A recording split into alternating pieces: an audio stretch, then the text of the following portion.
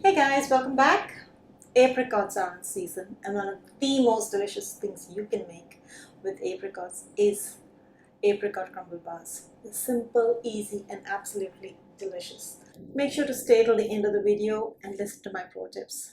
That way you'll make sure you have any bars you make perfect every single time.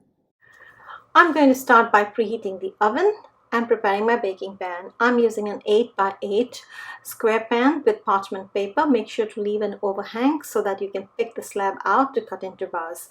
It's easier that way. And set it aside. We're just going to make one dough and divide it into two. We're going to use half for the base and half for the crumble. Simple and easy. Add your dry ingredients into the food processor. Flour, so sugar, salt, and give it a little mix. Then add the butter and crumble some more. Divide this into two bowls. In one you add 2 tablespoons of milk and pat it down into your prepared pan. Use a pie dab or a back of your spoon to press it down. Make sure it's nice and firm. Then we will place this on a baking tray and into the oven. We're going to bake it for 10 to 15 minutes. Now make sure you use fresh ripe apricots. These, you don't have to clean the skin, you just can. The skin melts right into the fillings. Chop the apricots in half, remove the pit, and then chop them into squares. Put them all into a bowl. Make sure you do not make the filling too early in advance, otherwise you'll have very soggy bars. Now, for the filling, we have our chopped apricots. We're going to add some sugar, salt, lemon juice, and cornstarch. Cornstarch is going to help nice and thicken the syrup so it doesn't soak into the base. Now this is our partially baked base. We're going to pour the apricot mixture on top, followed by the crumble that we prepared earlier, which is in the fridge.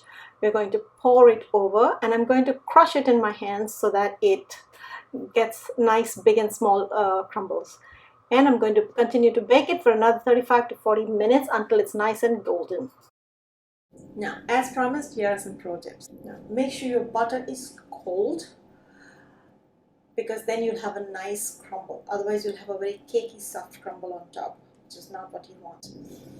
When you're baking the base, put the crumble in the fridge. You want to make sure it's nice and chilled. Now, don't skip on partially baking the base, because it makes a big difference. Otherwise, your bars can be very soggy. So it takes about 10 minutes, 10 to 15 minutes. You want it just cooked without any raw flour. It will continue to bake once the filling is there inside. Bake until it's just golden on top. You do not want it to be too brown. So if you find that it's not done and you're still getting dark, tint it with a foil. For the purpose of this video, I cut them today, and you can see they're quite soft. But the best way to do it would be to let it chill completely. I prefer to do it a day in advance and put them in the fridge. That way the base is nicely chilled and bars become nice and they look pretty. Here you go. It's time for me to enjoy the fruits of my labor. And oh my God, I'm not going to say anything anymore. I think you have to try to make this recipe and see for yourself. Now, there are many different ways to create variations on this and many wonderful ways to serve them. And if you know my blog, then you know it's all on the blog. So make sure to get the link below this video and check it out. Well, that's all for me for today. I hope you enjoyed this video, and don't forget to give me your feedback. Like and subscribe, and I'll see you again soon. Bye-bye for now.